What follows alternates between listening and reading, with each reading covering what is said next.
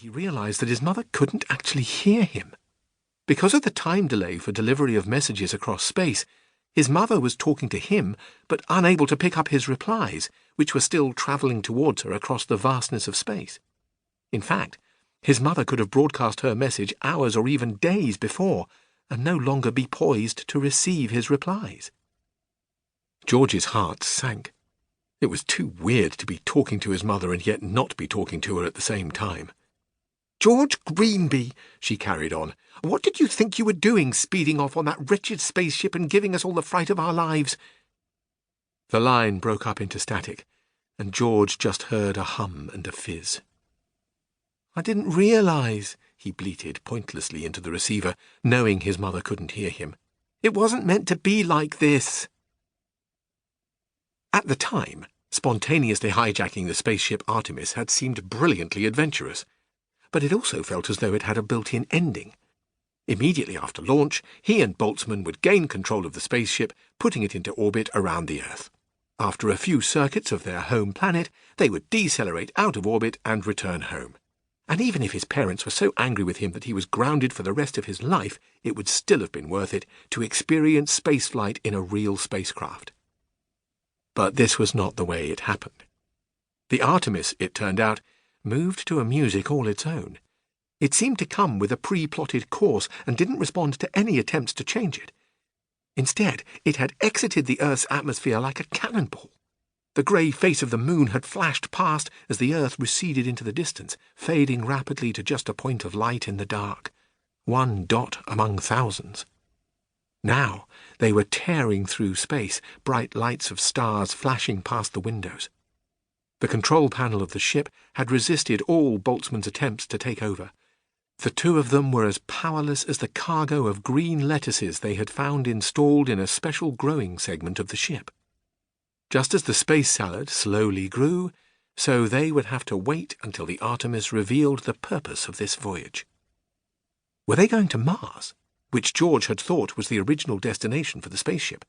To Europa, one of Jupiter's moons, as he had then been told it had been programmed to visit? Well, that would be a much longer trip. Right now, it didn't seem like they were going anywhere, except into the darkness, faster and faster. "Hello, George's mum," Boltzmann shouted into the receiver. "We're having a great time, but don't worry. The ship is fitted with the most amazing inertial dampers, so there's no danger of us being crushed in a massive acceleration or deceleration, if that's what's been worrying you." George hoped Boltzmann's message would get lost in space. It wasn't quite what he thought his mum wanted to hear. Suddenly she came back loud and clear. "Eric," she said, "is trying to turn your ship round, but he says it may be a very long time before you get back. He thinks the Artemis wasn't programmed to go to Europa or Mars at all. You're going—" "Where?" cried George. "Where are we going?"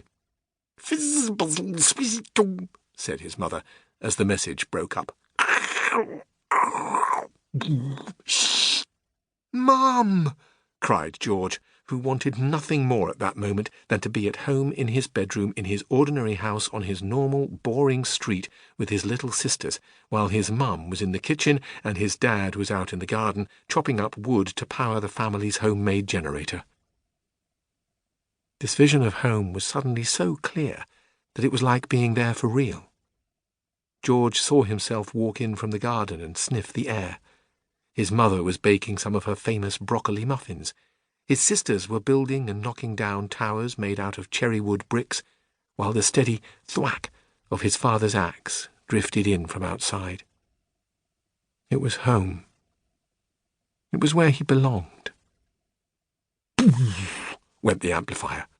George's mother was gone, and he was back here, in this sterile space environment, with its stale air and dehydrated packet food, and only a robot for a friend. The space food tasted okay. It came in lots of different flavours, such as bacon sandwich or chocolate milkshake. The ship's recycling facility did a great job of keeping water circulating too, so George was unlikely to run out of food or drink. Even the robot wasn't bad company. But none of it was like being back at home with his family. His best friend Annie next door, ready for another adventure.